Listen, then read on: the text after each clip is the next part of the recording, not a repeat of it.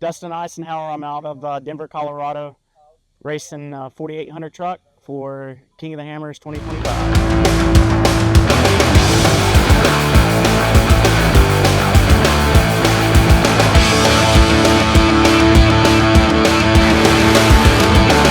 Getting to come out and see all the people that you don't normally get to see because everybody lives in all different areas of the country, and it's always been something that I've been passionate about, off-roading. I started when I was 16 in a Land Cruiser and moved out to Colorado and came out to King of the Hammers the first year they actually had it, and sort of got hooked and came back. And a year later I was like, well, you know what, it'd be pretty cool to build a truck and come out here and race this event. And here we are. This is year number 10 for me.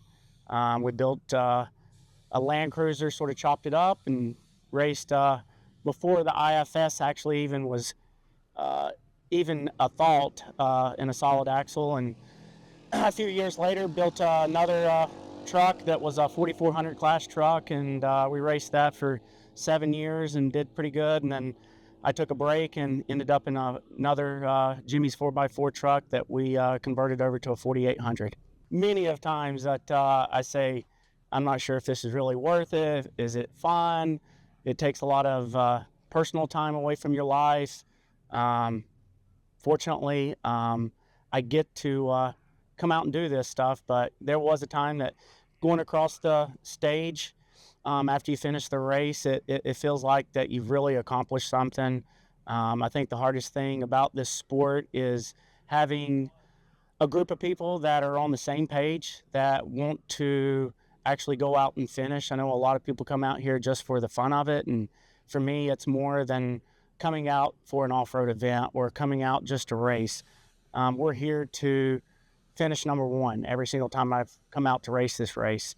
So I don't know, the victory of getting to drive across the stage and passing all the other competitors out in the field is something that always just brings you back.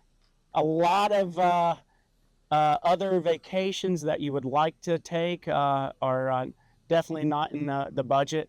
I would love to be at Mexico or someplace like that right now, but we're actually out here in this dirt and grime. I don't know. It's just something I like doing. I have coworkers that ask me all the time. They're like, I can't believe how many hours you spend a week working on one vehicle, to go out and spend a week in the desert and then go and tear it up. Or, you know, ultimately some of the guys this week have totaled their trucks. So it's always that possibility, but it's just something that, like I said, it just always brings me back to want to come out here and be a part of the competition.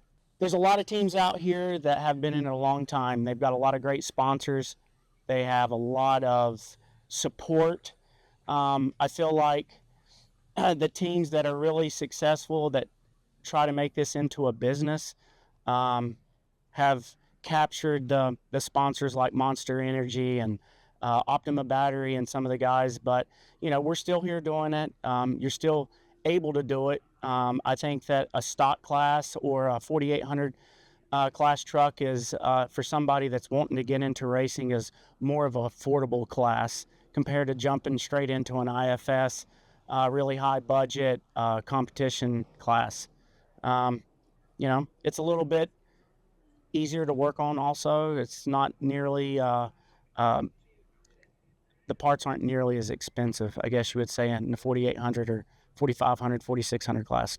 I'm grateful for my brother, my co-driver that came out here this week. It's just basically us three working on this truck this week.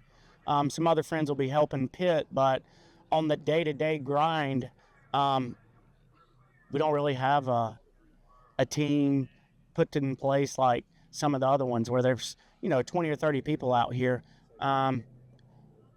It's, I don't know, it just fuels me and excites me to have them to be able to come out and experience it. You know, they don't necessarily have as much invested in it as I do, but they're still out here helping me. And I think that's just one of the things that, you know, just drives me to come back out.